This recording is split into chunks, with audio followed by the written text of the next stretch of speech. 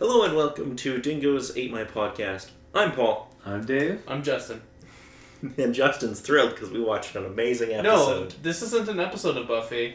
No, I am led to believe this wasn't an episode of Buffy the Vampire Slayer.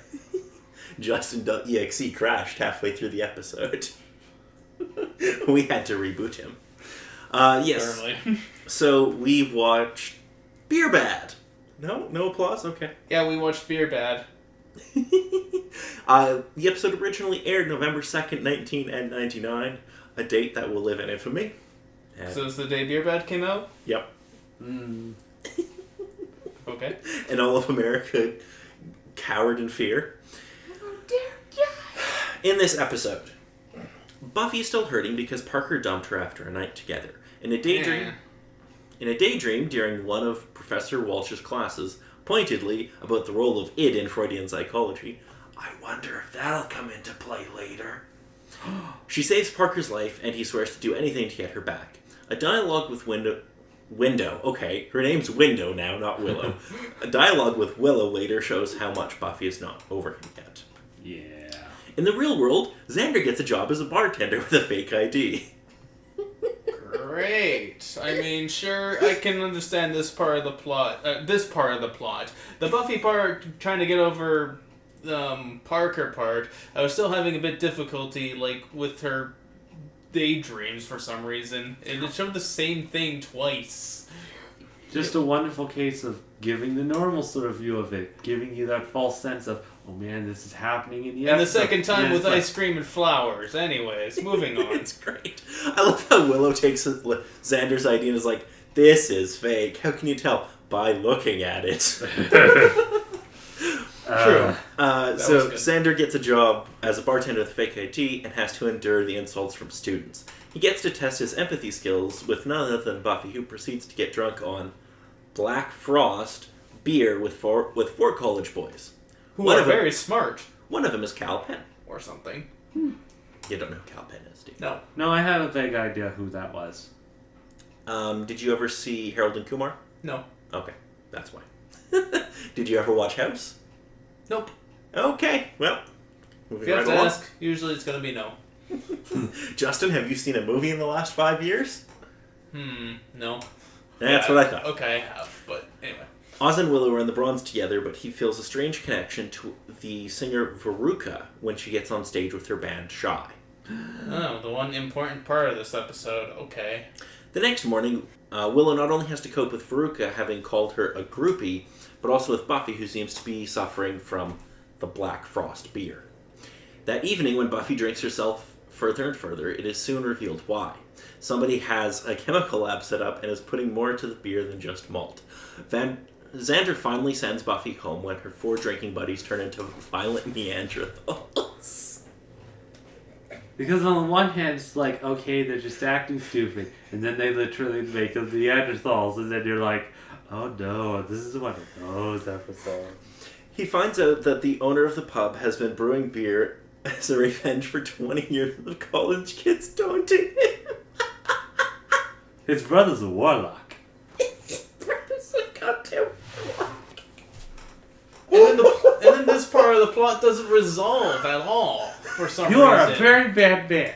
I mean, there's no resolution to this plot, really. While the boys escape to the streets of Sunnydale, Xander gets Giles to help. They find Buffy drawing cave paintings on her dorm room wall. And thank God she was using the lipstick. Saving Parker bad. Giles and Xander are unable to keep Buffy in her room when she gets a craving for more beer. Meanwhile, Will confronts Parker with what she says she has done to Buffy. Meanwhile, he turns his charm on her. She reveals that she has been playing all along with a rant about how primitive men are. Just as 4 Neanderthals students burst into the room. That'll never not be funny to me. Regular conversation. Throw in the Neanderthals! Literal Neanderthals. Great. This is an episode of the Flintstones, right? Oh, fuck it is. Personal note, if Paul needs a nap, get some Neanderthals. It's good Goddamn Fred and Wilma and Barney and Betty. Goddamn crash them. Okay, let's get through this. Yes.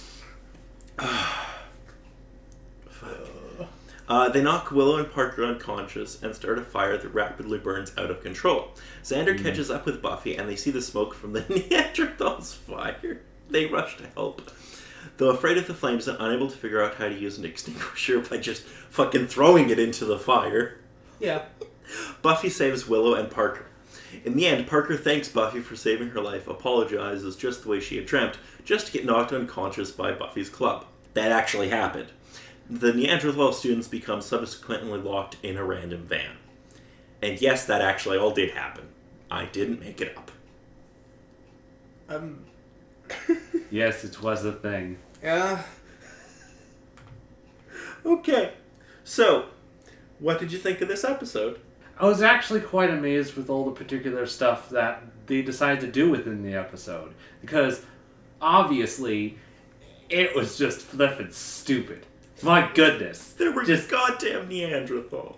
It just, all the stuff that happened with that. But it showed off some of Willow's amazingness. Just being like, oh, guess what else? I know your game. You can't trick me with your silly charms. That is like legitimately the best scene in the episode. Yeah. Where Willow's just like, Probably, yeah. you're fucking idiots. Yeah. I mean, the Willow moments with Parker was probably, the best part of the episode. And maybe, showing off a bit of Veruca. Sure. Yes, because, Veruca's going to become important very soon. Yes, I'm sure. Mm-hmm. Okay, let's move on to music, because there's actually a fair bit of it. So there's the band Ash, which has a song, I'm Gonna Fall. I don't know how to fucking pronounce this band name. How do you pronounce that? Collapsus? Sure. Has a song called Wonderland. Kim Farron, Nothing But You, which is also on the Buffy album. Lauren Christie, Perfect Again. Lucius Jackson, Ladyfingers, which is Buffy watches that video on television.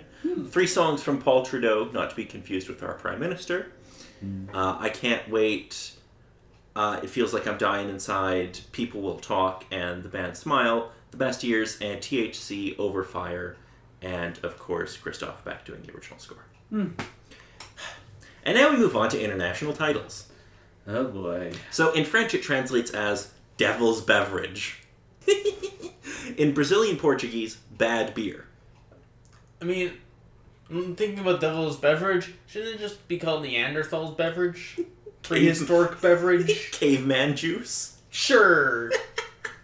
Yeah. So it's also bad beer in Latin American and Spain Spanish. My personal favorite comes from Germany. It translates as the beer of evil thinking. That's a lie. There was no thinking. No, they don't need their stupid, evil thinking minds. They They're- need to drink it away. There was thought put into this episode. Sure. With the couple things that happened within it, I'm not surprised, but... Allow me to explain. The plot was written to take advantage of funds from the Office of National Drug Control Policy available to shows that promoted an anti-drug message.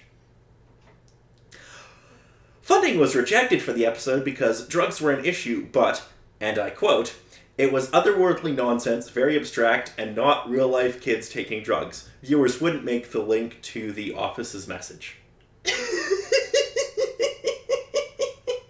Damn, so it didn't even work. Nope. So they literally produced this episode trying to get money from the government and then didn't get the money they were hoping to get. I hope Doc Sweden was just like, after he got the letter saying that he got rejected for it, it's like, well, I got to make a crazy episode. No, the episode had already been shot. It was all done. They had to submit it to get funding after it was completed, I'm assuming. So, yeah. Otherworldly nonsense. Well, I mean, they're not wrong. It's kind of the whole point of Buffy the Vampire Slayer to have otherworldly nonsense involved, although this time it was more like wizardry or something. warlock nonsense in the beer. They never even bothered to, stop him or anything. No, he You just are a gets very away. bad man. He literally... Does Xan- Xander even still have his job then? Literally, Xander just says you're a very bad man and then leaves. He's That's just not like, saying "Man." that he quit or got fired. But I don't know. Maybe it just doesn't show up the next day or so. Okay. Oh god, I'm actually crying. Okay. So, is this the worst episode of Buffy so far? Does this beat out Hyena Boys? Kind of matches. Matches, really? I mean, there are good parts of the episode. I'll admit to that. Just everything to do with the main focus of the episode is It's just a trash. mess. No, I'm going to have to agree. It's kind of on the same level as the hyena business. Okay. I think this is better. Because I enjoy it more.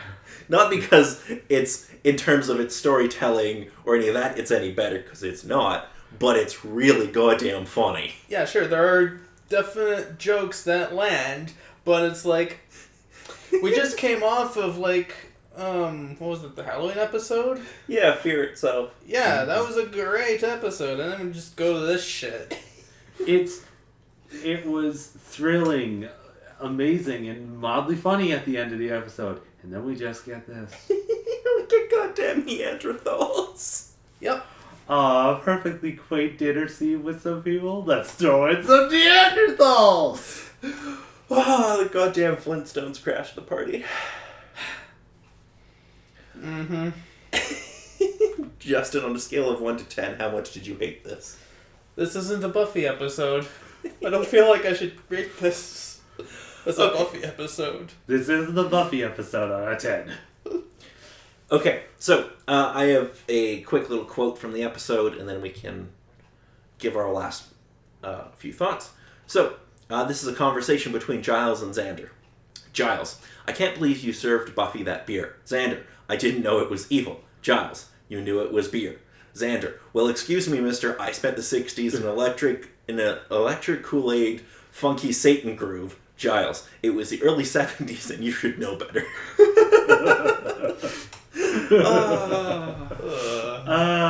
So true. Everyone has to go through their own crazy, stupid shit at some point. So, do either of you have any last minute thoughts on the greatest episode of Buffy ever? I wouldn't say that, but this is another one of the wonderful Buffy episodes that just left me cringing.